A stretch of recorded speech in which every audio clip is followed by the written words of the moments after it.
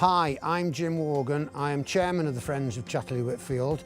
I'd like to welcome you to the site, which is a scheduled ancient monument. It contains a range of buildings dating from 1883 through to the 1960s, and it is my pleasure this morning to be able to show you some of the iconic buildings on site.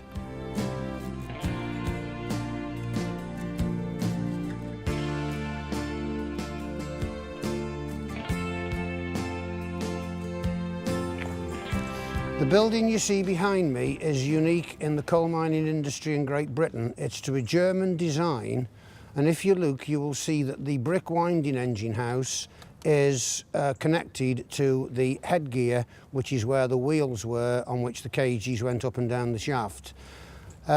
It's called the Winstanley shaft after one of the directors of Chatterley Whitfield Colliery and was sunk in 1913-1914 by a group of German workers. We are told, although there is no proof, that the company refused to pay for the work because of the First World War, and the German workers were interned. Now, if we'd like to go this way, I can show you the 1895 powerhouse, which is totally derelict, but it's worth having a look at.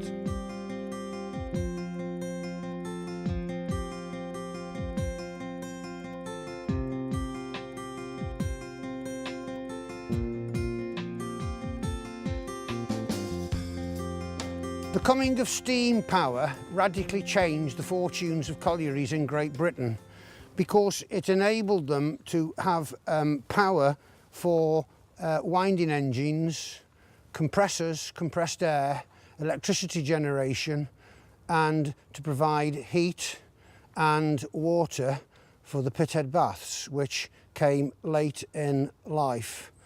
Behind me is the remains of the Whitfield boiler plant, and there are 12 Lancashire boilers.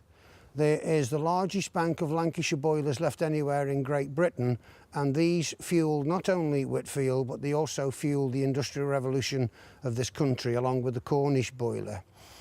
The chimney, it used to be 10-15 metres taller, but the problem with a chimney is when it's taken out of use, it starts to deteriorate. And Fred Dibner came along, I think it was in the 70s or 80s, and he took the top 30 feet or 10 or 15 yards. And there is actually a cap on the top to prevent the ingress of water.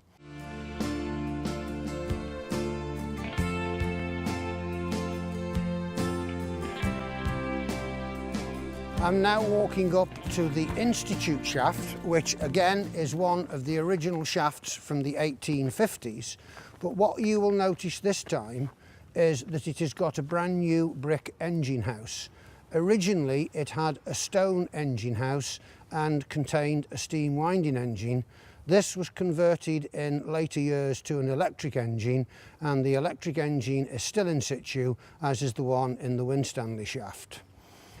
The shaft was seriously damaged in an explosion involving the Laura shaft in 1881.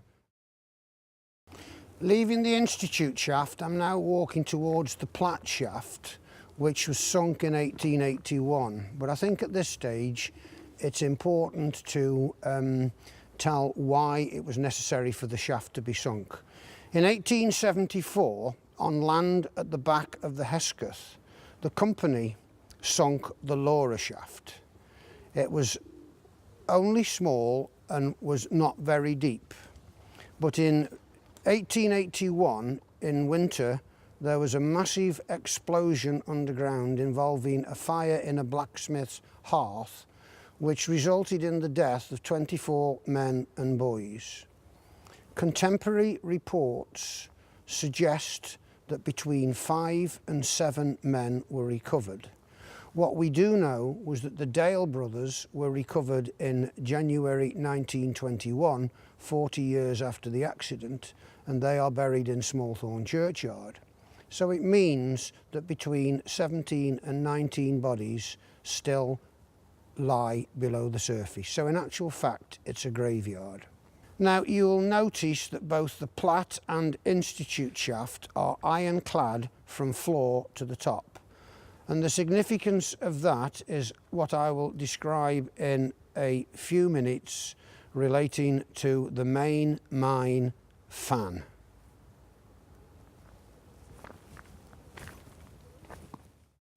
I'm walking past the main colliery fan, which is on my left, which is a relatively new installation and is all electric.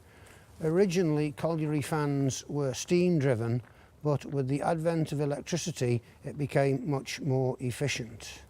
The Institute and Platt shafts have iron structures from floor to the top, and they are what is known as the upcast shafts. So the fan sucks air out of the pit and goes down the Hesketh and Winstanley, which are open shafts, and is drawn up the Institute and the Platt. And I think this fan drew 384,000 cubic feet a minute through the workings. So if you wanted to go into the Institute or the Platt, you had to go through a set of airlock doors, otherwise you would destroy the ventilation. And at the bottom of the upcast shafts, there were also sets of airlock doors, which again, if those airlock doors were left open, it would breach the ventilation.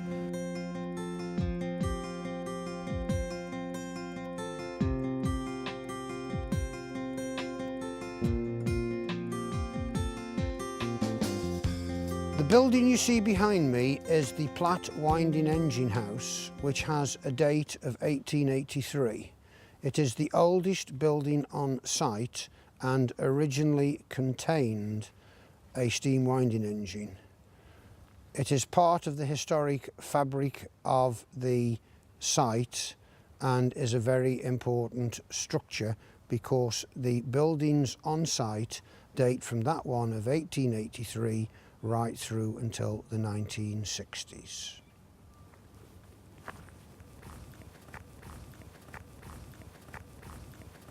Around about the time of the First World War, the need arose for a new shaft to cater for the increased output. And the one you see behind me is the Hesketh shaft, which was sunk in 1915 and came into operation in 1918. It became the main coal drawing shaft for the colliery. The shaft was much deeper than all the other shafts. It went down to 640 yards, but as all the seams were dipping westward, it was connected to every other shaft underground. From the time the cage was belled off at the top to the time it got to the bottom was 56 seconds. And it is an amazing piece of machinery which still exists on site.